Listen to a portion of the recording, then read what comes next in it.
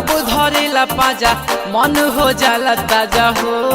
अरे मायरे बड़ी आवेला माजा जब धरेला पाजा मन हो जाला ताजा हो। रोज हम के सुता के भुइया सखी टकटारा वाला गावेला सुइया सखी। रोज हम के सुता के भुइया सखी टकटारा वाला गावेला सुइया सखी।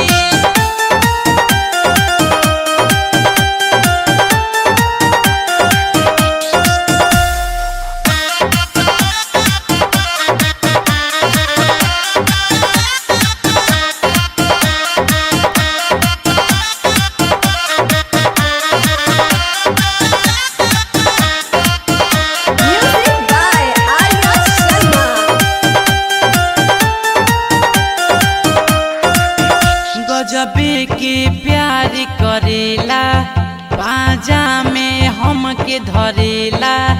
आधी रतिया रोजिया के ढेबरी में तेल भरेला।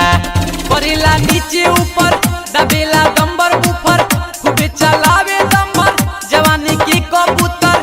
सोफा जैसन हमारो देहिया तनिको नाही गड़ेला। भरपूर डोज देवे तनिका बोझ देवे सखी रोज देवे हो। ओही माँ भरपूर डोज देवे तनिका बोझ देवे सखी रोज देवे हो। रोज हम के सुता के भुइया सखी टकटारा वाला गावेला सुइया सखी।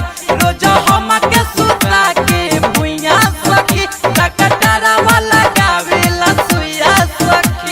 Recording studio Gopalganj.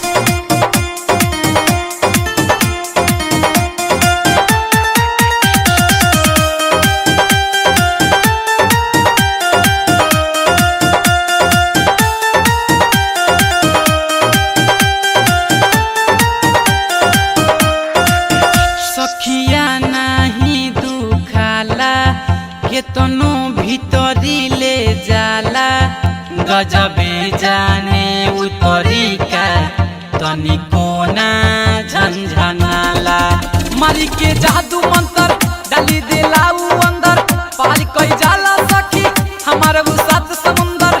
सवाद हमारो खूब भेटाला उतरा में सखी रे।